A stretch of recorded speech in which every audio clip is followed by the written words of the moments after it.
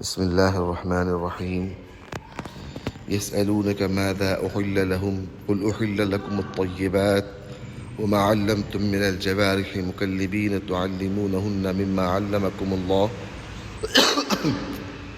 فكلوا مما أمسكنا عليكم واذكروا اسم الله عليه واتقوا الله إن الله سريع الحساب۔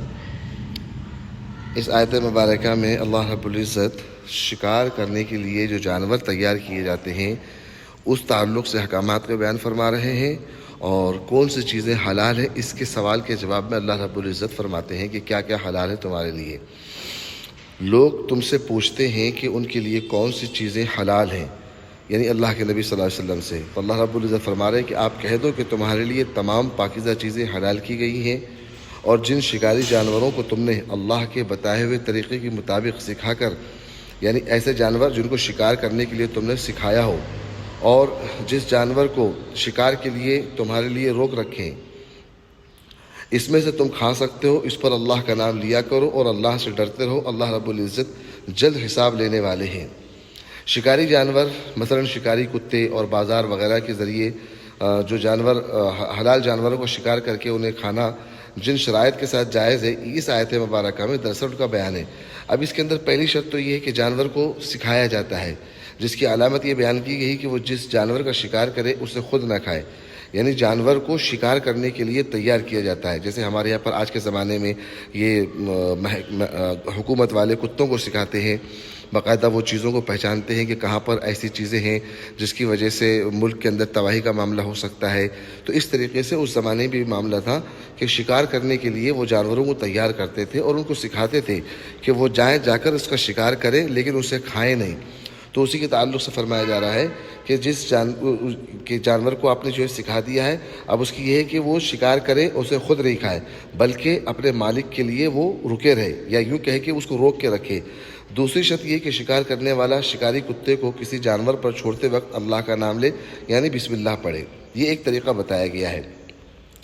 اس طریقے سے وہ چیزیں تمہارے لیے حلال ہو سکتی ہیں۔ یہ جو سوال ہے اس سوال کے جواب میں بتایا جا رہا ہے۔ اور پھر یہ جو بتایا گیا کہ اللہ سے ڈرو، اللہ رب العزت جلد حساب لینے والے، اس کا مطلب یہ ہے کہ کوئی کام ایسا نہ کرو کہ اپنی خواہش کو پورا کرنے کے لیے آپ ایک ناجائز کام کو اپنے لیے جائز کر لو یا ایک حرام کو اپنے اوپر حلال کر لو۔ تو یاد رکھو اللہ سے ڈرتے رہو، کیونکہ اللہ رب العزت بہت جلد حساب لینے والے ہیں۔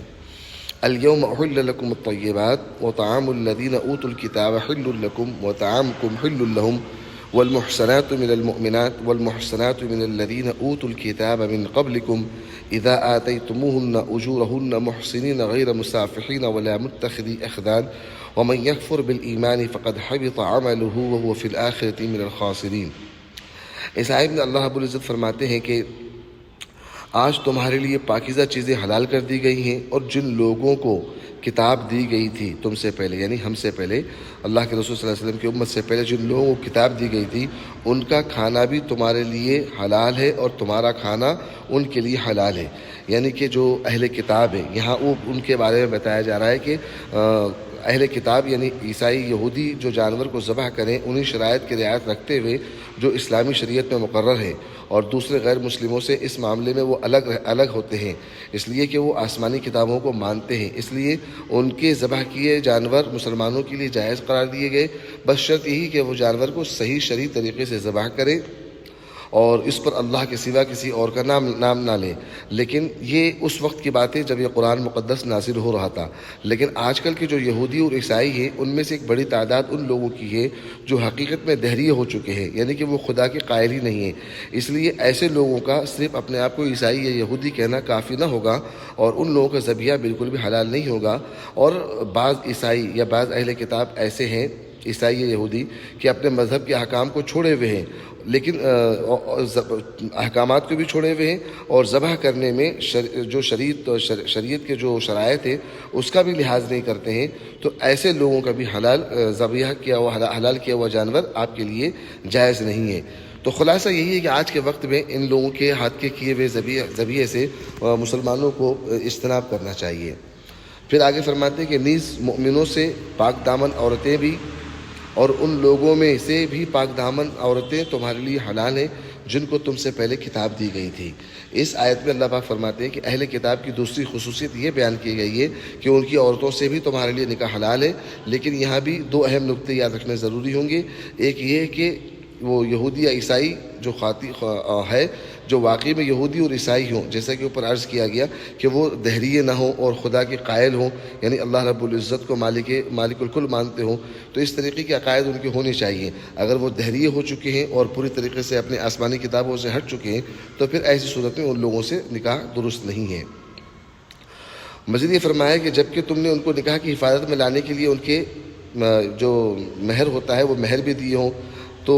نہ تو صرف حوث نکالنا مقصد ہو، یعنی نکاح کے بغیر ان کے ساتھ میں حوث کی خاطر بھی اس طریقے کا معاملہ نہیں کرنا چاہیے، ورنہ یہ جو خفیہ معاملہ ہوتا ہے آپس کا معاملہ جس کو خفنہ آشنائی پیدا کرنا کہتے ہیں، تو ایسا بھی معاملہ نہیں کرنا چاہیے۔ اور جو شخص ایمان سے انکار کرے اس کا سارا کیا دھرا غارت ہو جائے گا اور آخرت میں اس کا شمار خسارہ اٹھانے والے میں سے ہوگا۔ اس لیے جو اصول و ضوابط بیان کیے گئے ہیں ان اصول و ضوابط کے مطابق انسان کو اپنی زندگی گزارنی چاہیے۔ باقی انشاءاللہ